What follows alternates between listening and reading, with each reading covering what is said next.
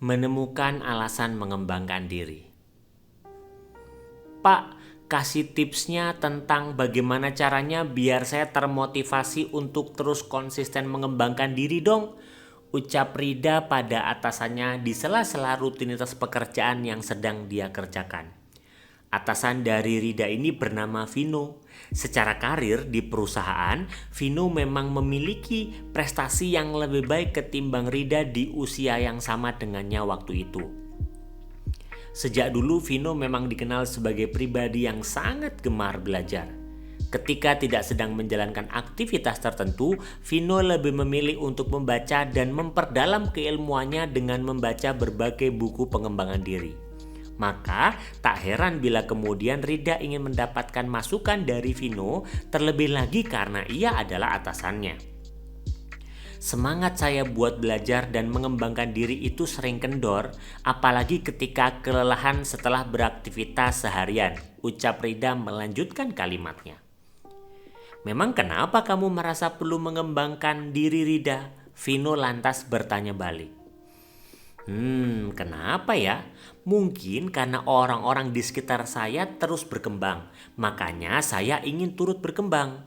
Kan malu Pak kalau saya tidak ikut berkembang seperti yang lainnya, jawab Rida.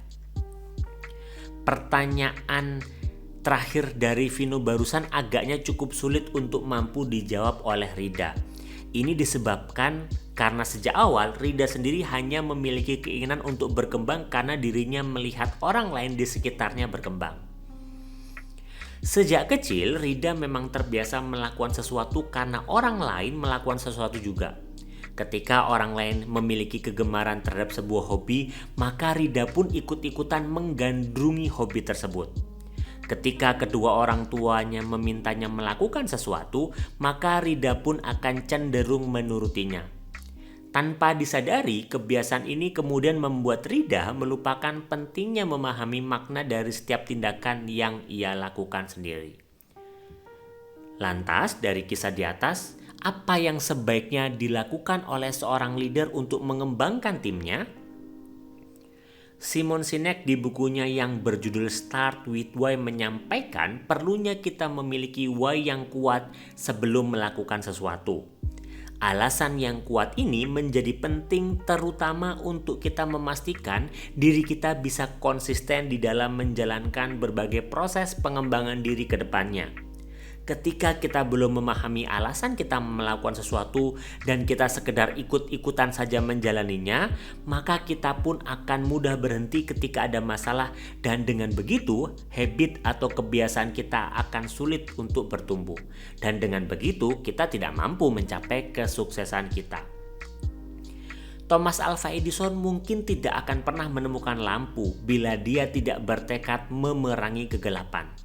Tekad inilah yang kemudian membuatnya bertahan dari 999 kegagalan, konon katanya ya, dan akhirnya dia bisa tetap konsisten menghadapi kegagalan demi kegagalan tersebut hingga akhirnya menemukan bola lampu yang hingga kini berhasil menerangi dunia.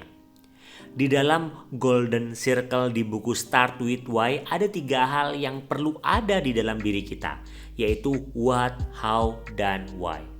Kebanyakan orang sudah mengetahui what-nya atau apa yang perlu ia lakukan.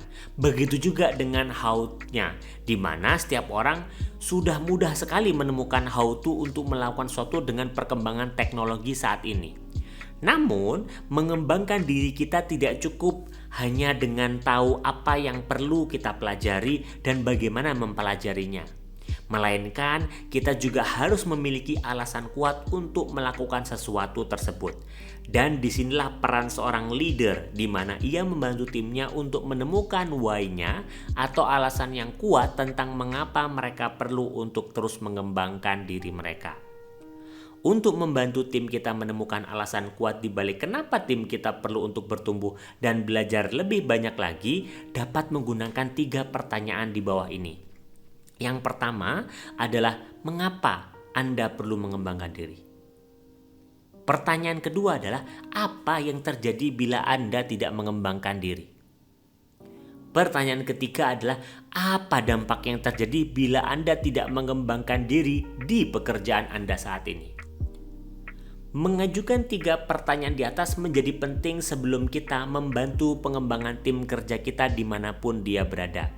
Karena kita mengajarkan sesuatu padanya, tidak akan berdampak ketika tim kita tidak menemukan alasan yang kuat untuk konsisten mempelajari hal tersebut. Akhirnya usaha yang kita keluarkan untuk mengembangkannya pun sia-sia dan tim kita pun menyia-nyiakan waktu yang dimilikinya karena tidak ada dampak untuk dirinya sendiri.